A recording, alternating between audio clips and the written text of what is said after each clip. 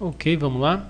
Essa é a aula 2 do curso de Álgebra Linear. O que a gente quer ver nessa aula é a representação geométrica de vetores e das operações com vetores.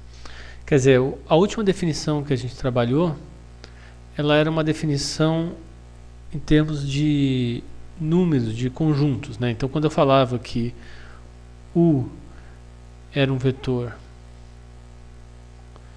de R2, por exemplo, se eu pegasse U pertence a R2, a gente tinha interpretado simplesmente que o U ele ia ser uma lista ordenada, onde você tem a primeira coordenada de U e a segunda coordenada de U. Então, por exemplo, você poderia ter um vetor 3, 5, um vetor 1, 2, tudo isso daqui são exemplos de vetores que estão em R2, né?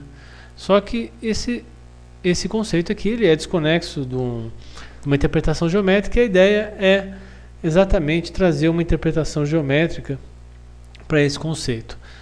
Então, qual que vai ser a interpretação geométrica do vetor? Esse vetor aqui, no caso, é um vetor em R2, um vetor 3, 2, aqui vocês estão vendo, e ele vai ser um segmento de reta orientado, quer dizer, então aqui nesse caso aqui ele é o segmento de reta que une o ponto 0, 0 ao ponto 3, 2 e orientado do 0, 0 para o 3, 2. Essa daqui é uma representação para o vetor em R2, né? Esse vetor aqui é um vetor de R2.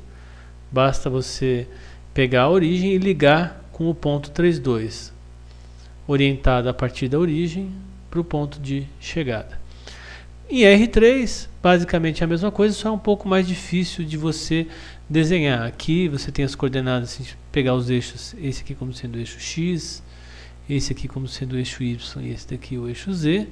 Então X igual a 1, Y igual a 3 e Z igual a 2. E aí você tem que marcar esse ponto a orientar a partir da origem, um segmento de reta que sai da origem e vai até o ponto 1, 3, 2. Então está aqui, ó, 1 na direção X, né? Você anda 1 na direção X, depois 3 na direção Y, está marcado aqui, bem feito, e 2, por último, na direção Z. Então, com isso daqui, essa setinha representa o vetor 1, 3, 2, que está em R3, certo? Então, essa aqui é uma forma de você representar os vetores. Tem uma sutileza conceitual que o autor destaca na seguinte observação, que nós vamos dar um pouco de atenção aqui, o que ele está falando. Ó. Setinha e vetor. Ele está falando que, além de representar o vetor como segmento de reta orientado que vai da origem e termina no ponto AB, se você criar uma setinha que termina num outro ponto qualquer, CD, e termina no ponto C mais A e D mais B, aqui D mais B, isso também vai representar o mesmo vetor AB, para qualquer que seja C, D e R. Quer dizer, a questão de você marcar como ponto de referência a origem para o ponto AB é arbitrária. Todos vão representar o mesmo vetor. Então aqui você pode ver, não, ele partiu aqui, ele partiu da origem e foi para o ponto 3, 2. Se a gente olhar esse ponto aqui, qual que é o ponto que ele partiu? O ponto de partida ali naquele caso, que seria o CD, vamos colocar aqui, vamos analisar aquele exemplo ali. O ponto CD, naquele caso, seria o ponto 1 para X e 2 para Y. E qual que seria o ponto de chegada nesse caso? Ora, simplesmente C mais A e D mais B. Nesse caso, quem que é o AB nesse caso? É o 3, 2. Então você vai ficar com 1 mais 3 e 2 mais 2. Ou seja, o ponto de chegada deve ser o ponto 4, 4, 4. Certo? Que é exatamente o que a gente vê lá. 4 para X, né?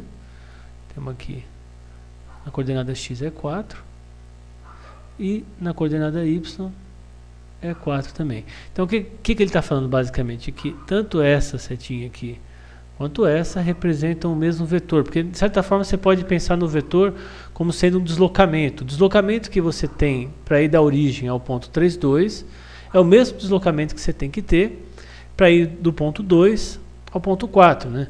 De fato, né, você tem que deslocar quanto aqui em x para chegar no ponto do 1, né, que você teve de partida, para chegar no 4. Você teve que deslocar 3.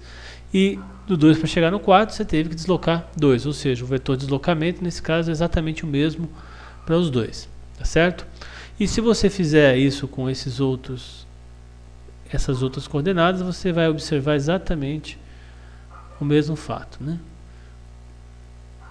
Então, você pode representar um vetor tanto a partir da origem, como a partir de um outro ponto qualquer. O que interessa é o deslocamento com relação ao ponto de chegada. Ok? Então, com relação à representação geométrica de vetores, é isso que a gente queria falar.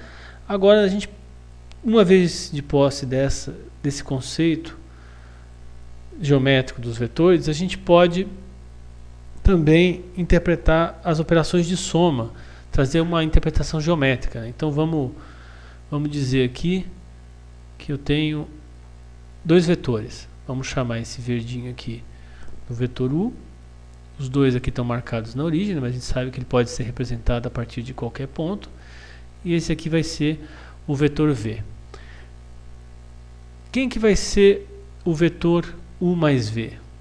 O vetor U mais V ele pode ser obtido simplesmente deslocando o vetor V, colocando a base dele na ponta do vetor U, e o vetor obtido com a combinação desses dois, esse vetor azul aqui é o vetor U mais V. Essa aqui é conhecida como regra do paralelograma, né? E da mesma forma, você pode fazer a operação de forma ao contrário, né? Você primeiro tem o V aqui e depois você coloca o U com a base dele no final da ponta do V, obtendo aqui também o U mais V. Por isso que é conhecida como regra do paralelograma. Uma coisa interessante dessa interpretação geométrica é que você já pode observar que eu fazendo U mais V ou V mais U, eu obtenho exatamente o mesmo resultado final, né? Ou seja, de certa forma, você já está provando que a soma de vetores é comutativa. Você pode, U mais V é igual a V mais U, né?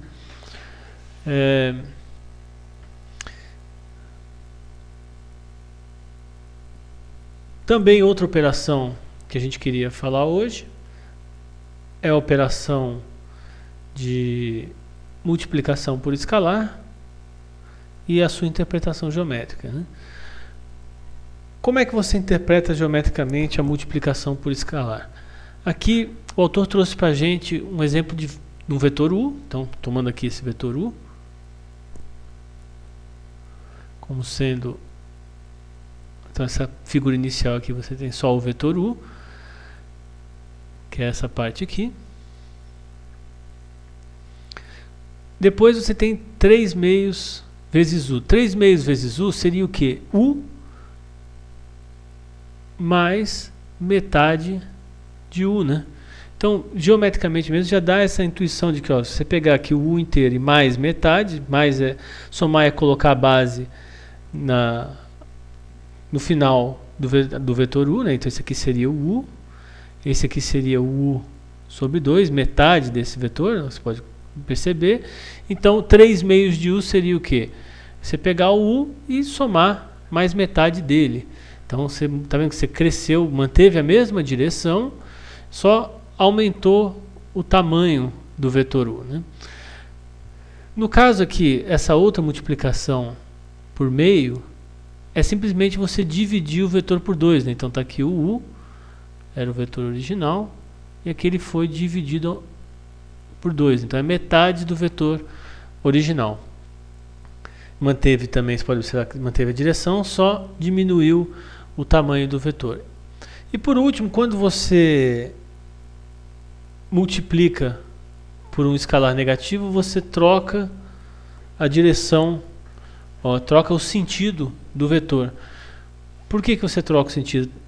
Se você observar bem, né, então esse aqui seria o U e esse aqui seria o menos U, né? Então o que é esperado que ocorra? Quando você pegar o U e somar ao menos U, né, que seria o oposto dele, você espera que isso aqui resulte zero, né?